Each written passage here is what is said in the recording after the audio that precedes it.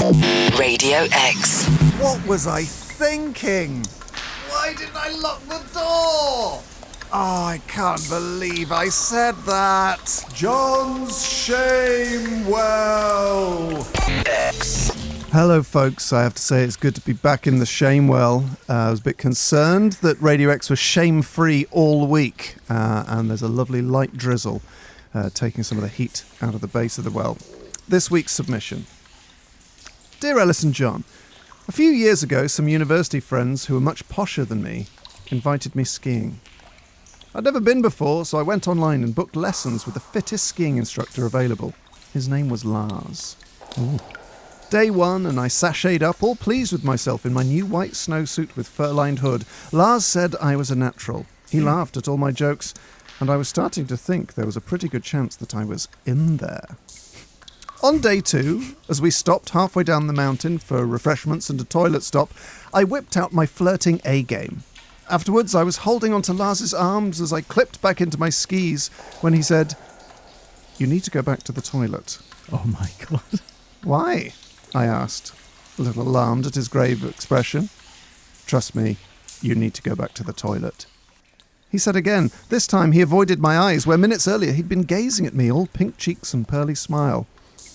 I went back to the toilet and looked in the mirror. No lipstick on my teeth, no loo roll trailing from my boots. Perplexed, I went back into the cubicle to retrace my steps. I unzipped my new white snowsuit and pulled it down to my knees. I then noticed it. There was a poo in my hood. That's right. There was a poo in my hood. During the previous toilet stop, I had hovered over the seat to avoid getting other people's wee on my bum. Oh. And unbeknownst to me, I had dumped directly into my snowsuit's fur-lined hood. When I eventually emerged from the toilet, Lars had thankfully stopped for the day. There was no way I was taking the chairlift that stopped right outside the ski school, so instead I trudged down the mountain with a very lovely, very helpful couple, sobbing as I vaguely smelt of poo. Oh my goodie. I haven't been skiing since. Stripes.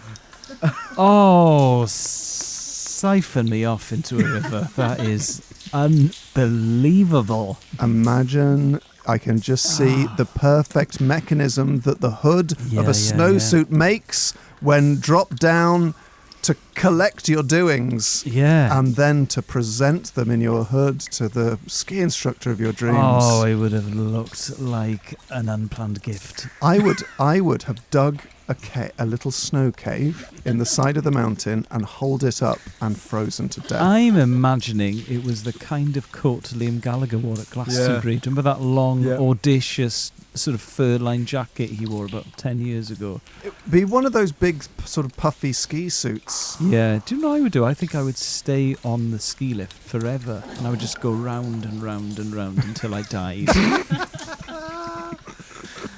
Oh, well, that we've said it before. Insane. We've said it before and we'll say it again. It is just a body. It's just a body. It's not her fault. It's not her. Sort of is. It's not. Well, it's the. I would say it's not intentional. It's not intentional. Well, do you know what it is? What it is the fault of? I mean, for many, many decades, there's been a sort of cliche of men ruining toilet seats with poor aim. But due to our sort of hygiene obsession these days, if all women hover, it's causing exactly the same problem. So it sort of perpetuates itself, because if one person hovers because they don't want to get wee on their bum, everyone hovers, which means you do get wee on the toilet seat, which actually means people are weeing straight on the toilet seat, which means the next thing you know, someone's pooing in the hood.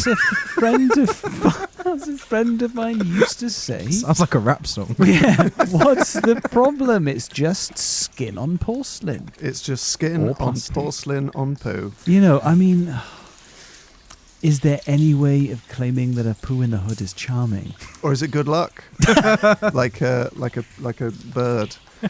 Oh, mate. Well, you have my utmost sympathies, but He responded in an interesting way. Mm. Trust me, you need to go to the toilet. Well, rather than saying you've got poo in your hood. Well, I would imagine he was quite panicked as well, because Yeah. he was probably just going. You need to go back to the toilet. Go back now, because he didn't want other people to see the situation. Maybe English was a second language, Maybe it was. and it just made him become very, very straight down the line. You know, rather than putting his arm around her and saying you've got poo in your hood. Well, here at Radio X, shame is our first language.